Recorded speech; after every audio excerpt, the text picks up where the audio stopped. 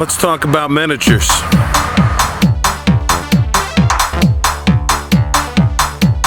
I've been known to do some role-playing.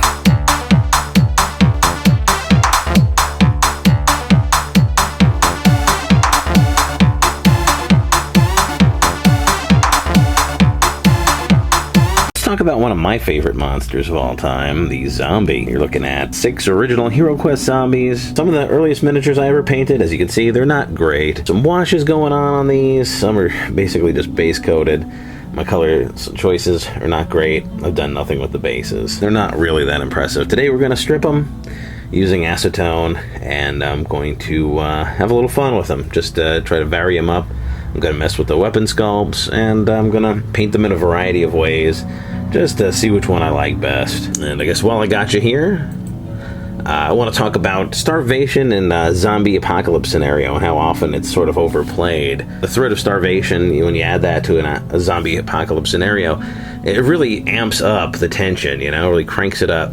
And in The Walking Dead in particular, they create this artificial dearth of food, and it has really improbable explanations. The main one they give us is walkers eat everything.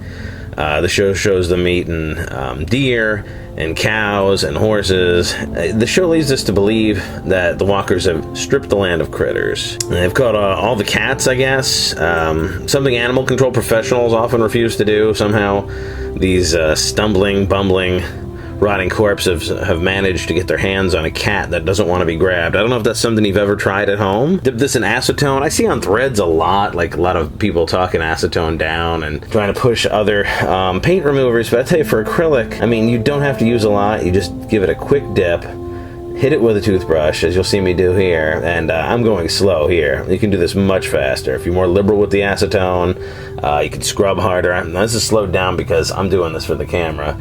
You can see, just brush, brush, brush. The miniature looks like it's right out of the box, except for the paint on the bottom, which I won't bother to remove. You know, a little bit in the cracks, but not even. With the toothbrush, you get that right out. You know, they've eaten all the cats. They've also somehow caught and eaten all the rats, in spite of all the rotting food in the restaurants and supermarkets and rotting bodies in the streets for the rats to feed on and then breed and have, you know, generation after generation of fat rats. Somehow the zombies have eaten all them. You don't want to eat rats, but you also don't want to starve, do you? I mean, if it's eating a rat or starvation, I think I know what most of us are going to choose. So I think dogs would actually be in trouble. Small dogs would be snatched up and eaten for sure.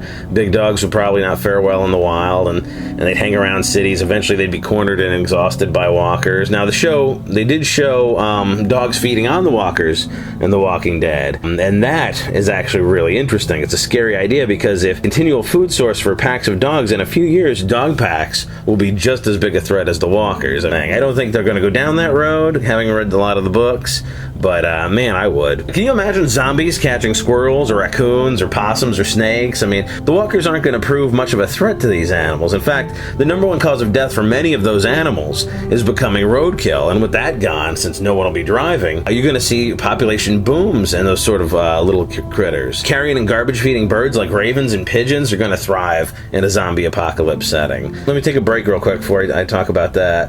HeroClick Zombie Cop, Zombie Enforcer, that's what it is. I like the sculpt, the Zombie Enforcer. It's very heavy metal, but I hate the hatchet in the head. I think it's corny, and the goofy nightstick has to go. But luckily, they're both easily remedied with little wire cutters. I can snip them right off, snip them off the top of the zombie hand, off the bottom. And then I have to put these guys on better bases, and I'll do that in a couple of different ways. The easiest is just to snip them off with these wire cutters as well. What about larger animals like deer and livestock? Without some sort of supernatural explanation, which we don't get in The Walking Dead, by the way, there's no way something with the physique of a human being can take down any of those animals. At least not without using complex hunting techniques or specialized hunting tools. In other words, without hunting like a human being. You know, human beings with this body can take down animals, but if we were just an animal and like a type of ape, we would have to be some kind of scavenger. I mean, that's the best we could hope for. Evander Holyfield would have a tough time landing a meaningful blow on a deer or a cow. I mean, these are terrestrial animals that have evolved with much, much nastier predators for millions of years. An average person will find their hands are absolutely no use against the hoofed animal. They're too fast and strong to grab onto. Punches aren't going to knock them out or even knock them down. Okay, so the walkers are going to try to bite them. That's all they've got. They're going to stumble up to the animals, which are many times faster than they are, and somehow land a bite through animal hide with relatively tiny mouthful of teeth. And somehow they're going to bite through animal hide with this relatively tiny mouth full of teeth that were meant for chopping up vegetables. If you are leading with your head trying to bite a deer, he will kick your brains in. Alright, in episode 1 of The Walking Dead, we see a horse get taken down by a horde of walkers. And while it's disturbing, it's also ridiculous. And healthy humans, no number of healthy humans can stop a horse from running them down. And that's why they were such great weapons throughout so much of human history. And zombies are less coordinated, they have less reflex, less balanced, and somehow they're going to stop a horse from breaking through. And so it just comes down to how much force each creature can bring to bear. So you've decided that the heroes of your zombie chronicle are just terrible hunters. They're all city folk and they can't figure out how to work a shotgun or a bow. That's fine. Humans are omnivorous. You know, there are hundreds of edible plant species just in North America. And you know what? I'm not going to waste my time listing off the few wild edibles I've experienced. There are channels dedicated to that here on YouTube. Look into it. Your characters might end up eating mildly toxic plants. You know, for hundreds of years, Europeans added the tansy plant to their pudding and omelets. And in spite of the fact that the plant is mildly toxic, leaving the consumer feeling sort of hungover, it beats starvation. You know, eating mildly toxic plants is better than dying.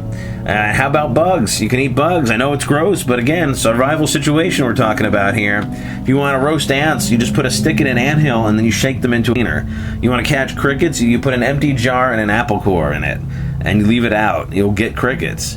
Remember the book How to Eat Fried Worms? You can eat them. You need to clean worms like you would a shrimp because they have dirt in them. You can even eat cockroaches. I know there was a story a while back about a guy who died eating cockroaches. He had an allergic reaction, but he had eaten 100 roaches. Okay? So, yeah, they're disgusting. A lot of people are going to be allergic to them. They've got a lot of allergens in them, but they are perfectly nutritious. We'll get back to the zombie discussion in a future video. Here we're looking at the zombies, all 6 of them in their base coats only, and here they are as individual pieces.